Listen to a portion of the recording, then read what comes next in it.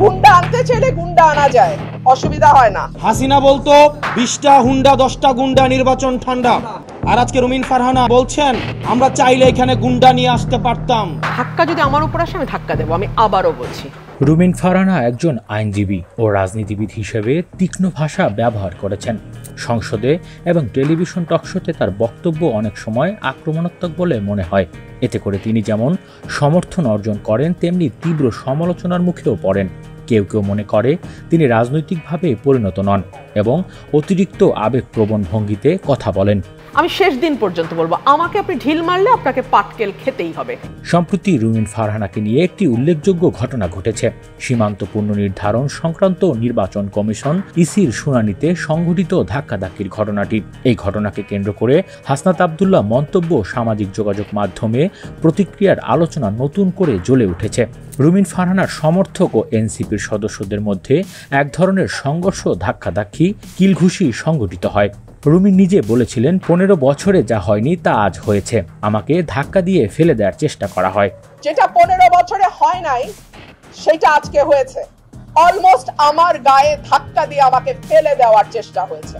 হাসনাতের দাবি এটি ছিল বিএনপির একটি কৌশল, এক টেস্ট ম্যাচ, যা স্বপ্ন দেখায় তারা সম্ভবত ভোটকেন্দ্র দখল বা রাজনৈতিক প্রভাবে কিভাবে এগিয়ে আসতে চায়। এছাড়াও তিনি সামাজিক যোগাযোগ মাধ্যমে রুমিনকে নিয়েও সাইবার বুলিং ও চরিত্রহানির ব্যাপারে কঠোর বক্তব্য রাখেন, যা রাজনৈতিক দৃষ্টিকোণ থেকে বিতর্কিত এবং হাস্যরস আঙ্গিকেও তৈরি করে। বিষয়টি দ্রুত সামাজিক যোগাযোগ মাধ্যমে ছড়িয়ে পড়ে। রুমিনের সমর্থকরা মহাসড়ক অবরোধ করেন, অন্যদিকে এনসিপি সদস্যরা তার গ্রেপ্তার দাবি করে বিক্ষোভ শুরু করেন। এভাবেই ঘটনাটি পরিণত হয় প্রায় নাটকীয়, কিছু মিথ্যাচার ও কৌতুকের আঙ্গিকেও যুক্ত হয়।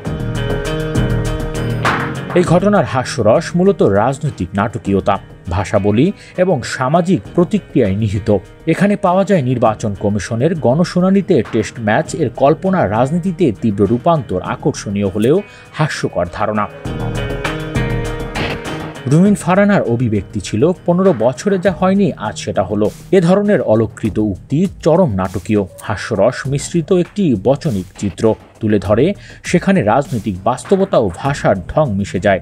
এমন ঘটনার পরপরই মহাসড়ক অবরোধ থেকে শুরু করে গ্রেপ্তারের দাবি, এগুলো সাধারণভাবে রাজনৈতিক ব্যাপার, কিন্তু এখানে দেখে মনে হয় যেন নাট্যরসে চর অনুপ্রবেশ করেছে। রুমিন ফারহানা বাংলাদেশের বরাবরের মতোই রাজনৈতিক ও আইনজীবী পরিচয়ে আলোচনায়, কিন্তু এবার হাস্যরসের মাঝেও অবস্থান করেছেন। গেল 24 আগস্ট ইসির শুনানিতে তার সমর্থকরা হারানো একটি সংঘর্ষকে কেন্দ্র করে ছড়িয়ে পড়ে একটি রাজনৈতিক নাটকের গল্প।